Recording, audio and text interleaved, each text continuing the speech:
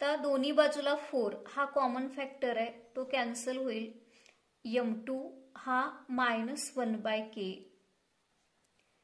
आणि स्क्वेअरिंग केल्यानंतर therefore m2 square equal to 1/k². ह्याला इक्वेशन 3 म्हटलं.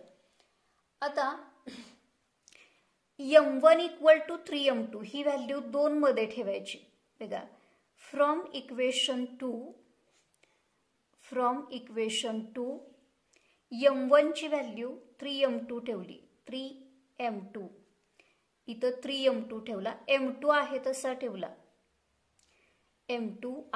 ठेवला आणि बघा ह्याच्यात आपण व्हॅल्यू ठेवतोय m1 3m2 m2 as it is equal to 3/k. आता 3 हा कॉमन फॅक्टर झाला, तो कॅन्सल होईल किंवा असं लिहिता येईल 3 m2 हा m2 square equal to 3/k. आता कॉमन फॅक्टर 3 हा दोन्ही बाजूला आहे, तो कॅन्सल केला की m2 square equal to 1/k आणि ह्याला आपण इक्वेशन 4 असं म्हणूयात. इक्वेशन 4. आता 3 आणि 4 ही इक्वेशन्स तुम्ही ऑब्झर्व करा. बघा 3 आणि 4 मध्ये त्यांच्या LHS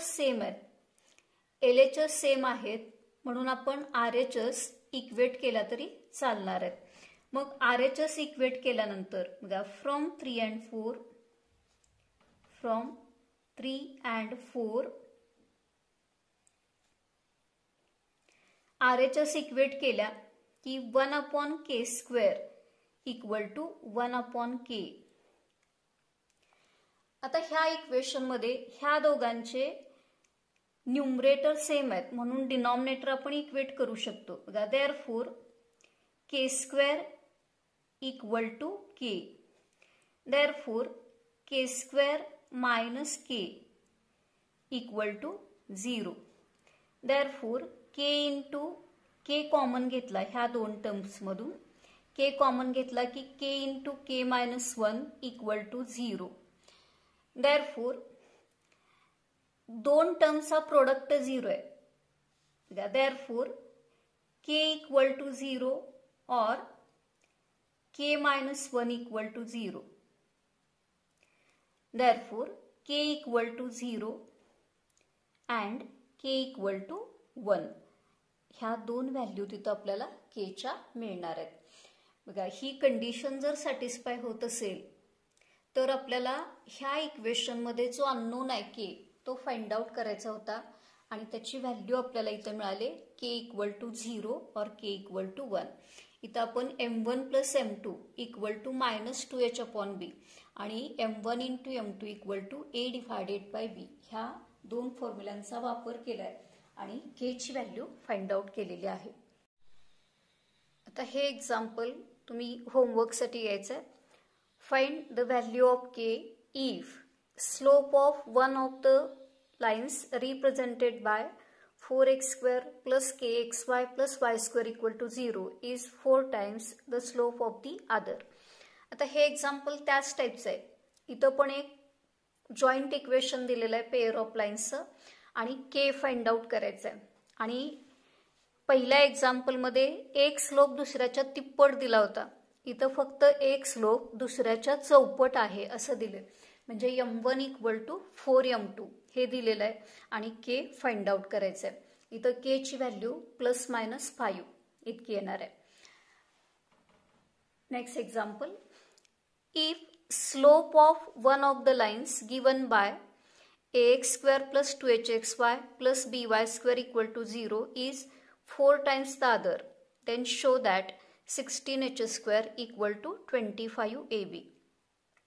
आता इथं एक आपलं नेहमीचं जॉईंट इक्वेशन आहे तसं दिलेलं आहे, म्हणजे स्टँडर्ड पेअर ऑफ लाईन्स आहे तसा दिलेला आहे ax² + 2hxy + by² equal to 0. आणि ह्याच्यात ज्या दोन लाईन्स आहेत त्या दोन लाईन्सपैकी एका लाईनचा स्लोप हा दुसऱ्याच्या चौपट आहे हे दिले.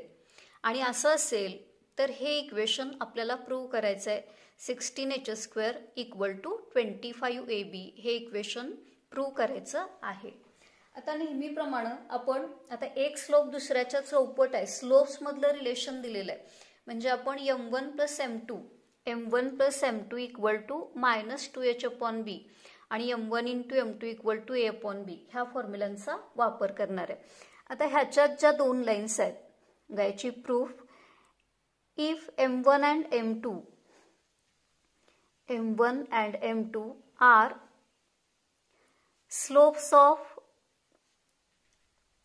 slopes of the given lines,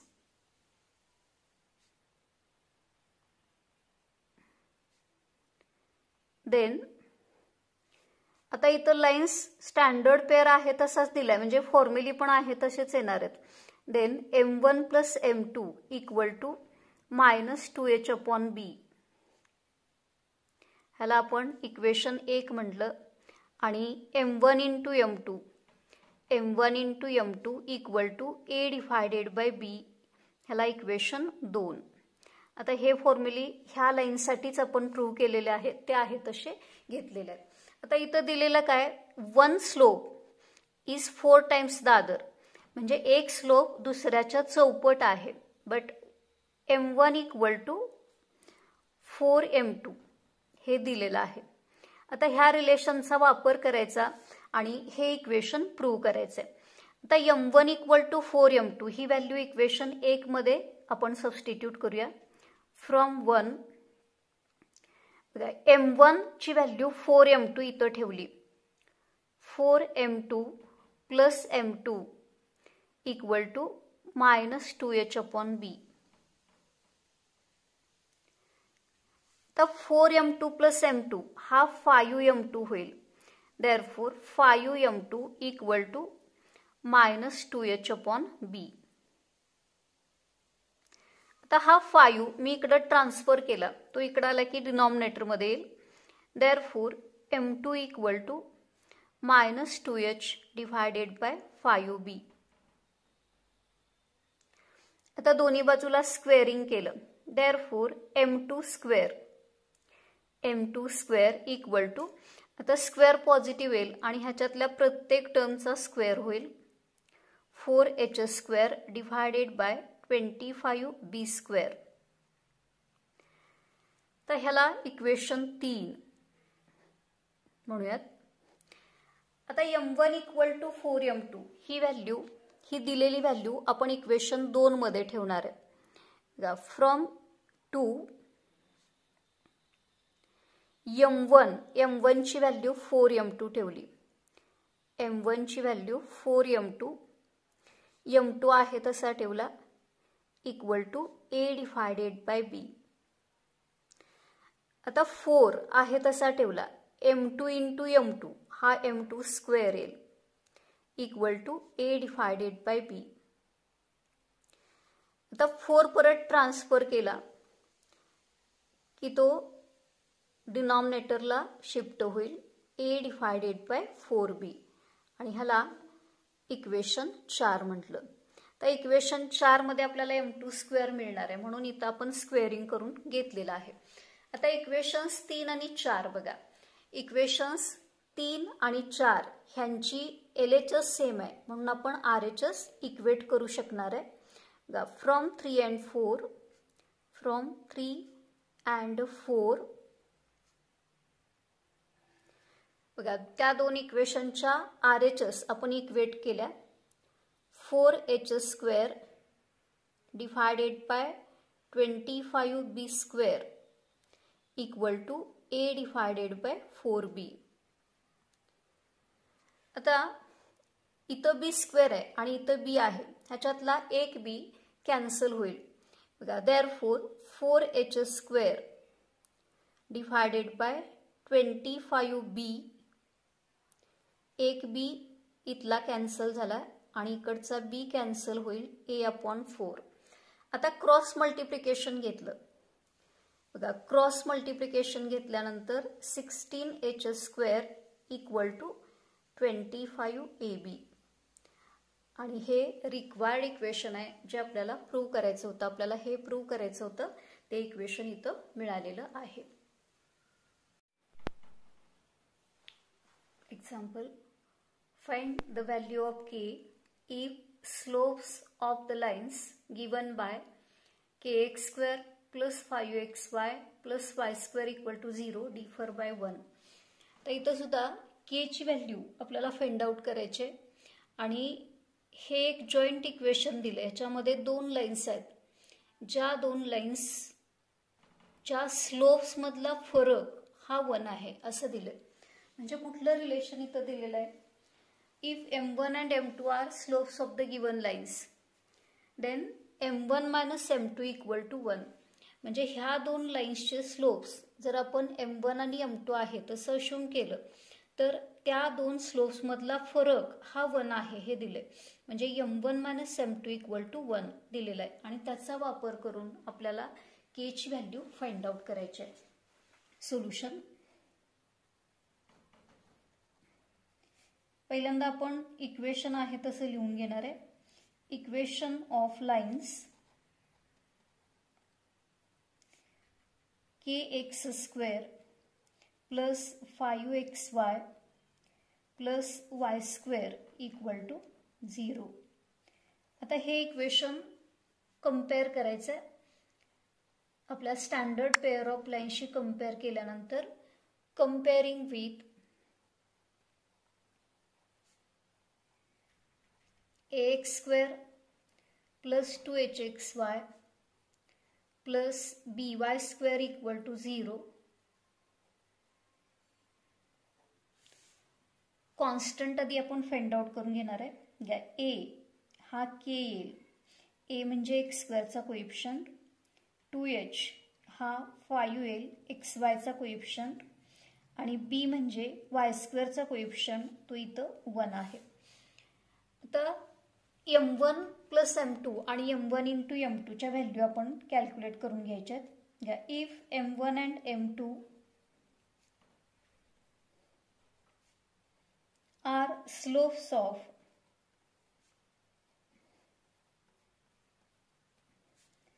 given lines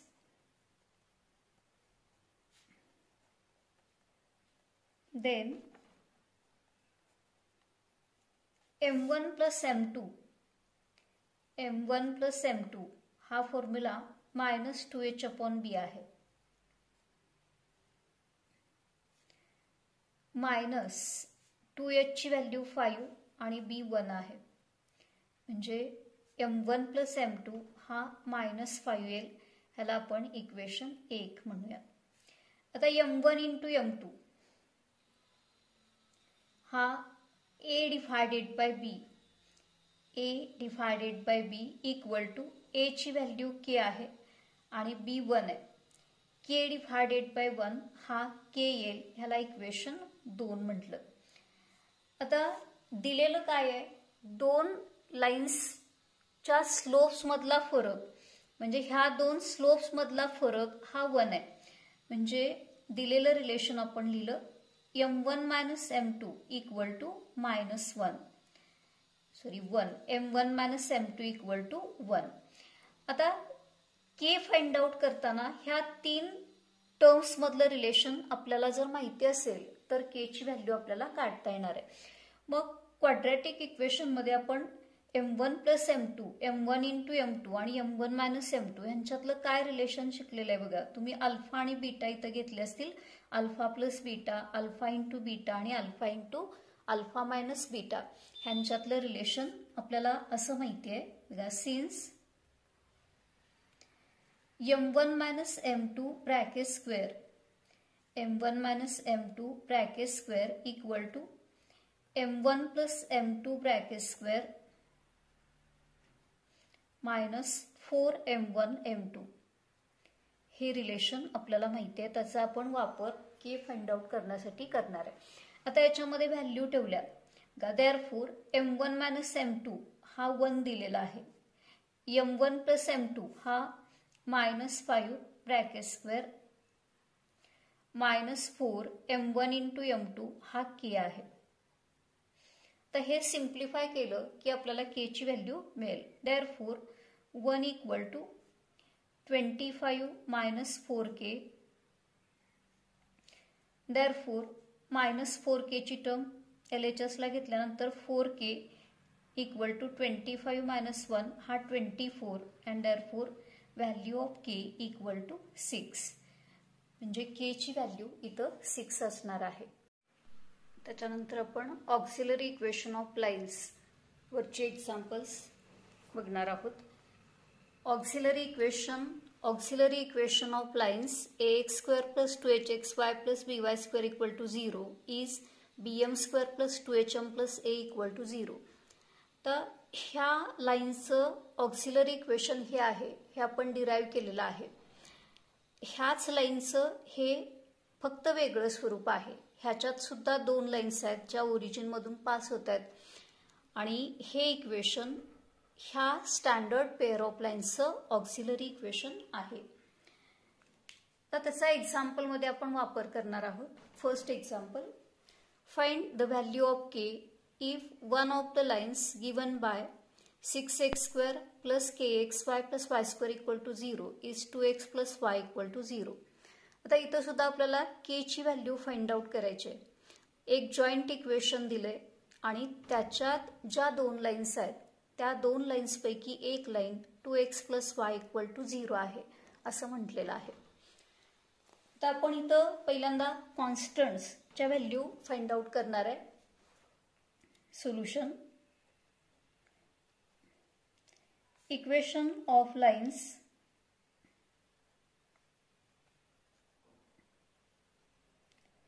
six x square plus kxy plus y square equal to 0. आता ते इक्वेशन आपल्या नेहमीच्या इक्वेशन बरोबर कंपेअर करायचं आहे. कंपेअरिंग विथ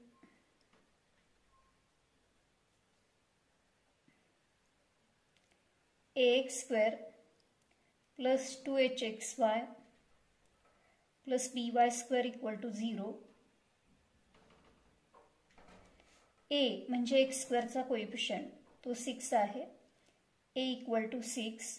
2h म्हणजे एक्स वायचा कोएफिशियंट तो k आहे आणि b म्हणजे y स्क्वेअरचा कोएफिशियंट तो 1 आहे. आता m1 आणि m2 हे ह्याच्यातल्या 2 लाईन्सचे स्लोप्स आहेत असं आपण अश्युम करायचं आहे. इफ m1 अँड m2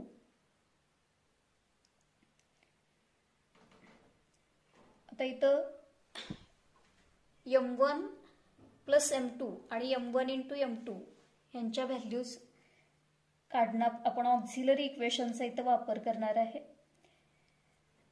आता ह्याचं ऑक्सिलरी इक्वेशन आपण लिहायचं आहे. ऑक्सिलरी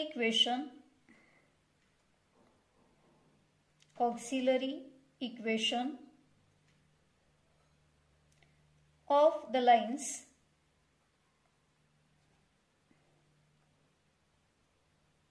इज, पहिल्यांदा आपण फॉर्म्युला लिहूयात, bm square plus 2hm plus a equal to 0. तुम्ही इथं m1 प्लस m2 आणि m1 इंटू m2 चे फॉर्म्युले जरी वापरले तरी चालतात, फक्त सोल्युशन थोडंसं लेंदी होईल. आपण इथं ऑक्सिलरी इक्वेशनचा वापर करतोय. आता याच्यात कॉन्स्टंटच्या व्हॅल्यू ठेवल्या. आपल्याला ह्या लाईनचं ऑक्सिलरी इक्वेशन फाइंड आउट करताना हे जे कॉन्स्टंट आहेत ते ह्याच्यामध्ये सबस्टिट्यूट करावे लागतील. ज्या b हा 1 आहे, 1 into m square plus 2h हा k आहे, k into m plus a हा 6 आहे equal to 0. Therefore m square plus km plus 6 equal to 0. ह्याला आपण इक्वेशन 1 म्हटलं, इक्वेशन 1. आता त्याच्यानंतर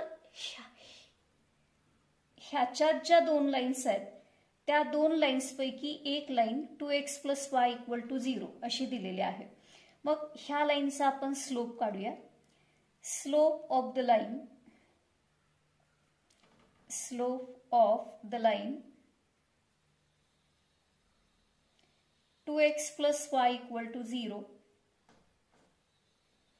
is minus A divided by B हा फॉर्म्युला आहे, इक्वल टू मायनस ए म्हणजे एक्सचा कोएफिशियंट, बी म्हणजे वायचा कोएफिशियंट, -2 डिवायडेड बाय 1 हा -2 इतका येईल. म्हणजे त्या लाईनचा स्लोप हा -2 झाला.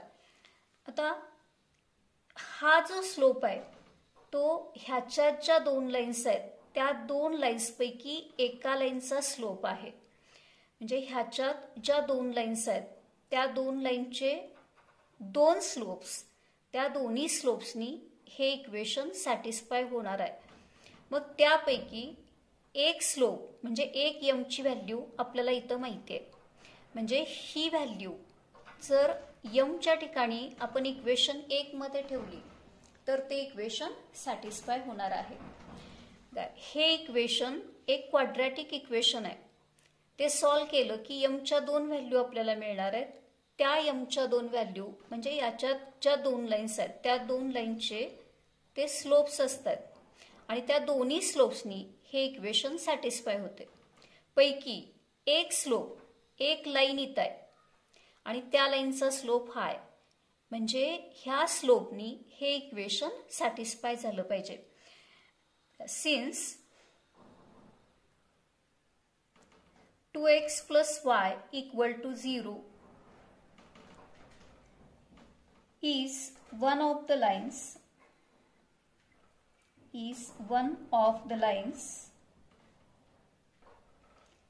in equation 1 equation 1 must be satisfied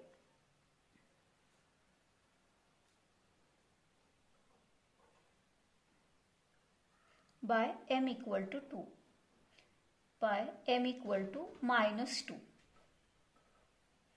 तर m equal to -2 आपण इक्वेशन 1 मध्ये ठेवू शकतो. Therefore from 1 -2 bracket square plus k into m -2 आहे plus 6 equal to 0. आता हे सिम्प्लिफाय केलं की रिक्वायर्ड के आपल्याला मिळणार आहे. 4 -2k plus 6 equal to 0. Therefore -2k plus 10 equal to 0. Therefore -2k equal to -10 and therefore value of k equal to 5. k equal to 5. तर इथं आपण ऑक्झिलरी इक्वेशनचा वापर केलेला आहे आणि k ची व्हॅल्यू फाइंड आउट केलेली आहे.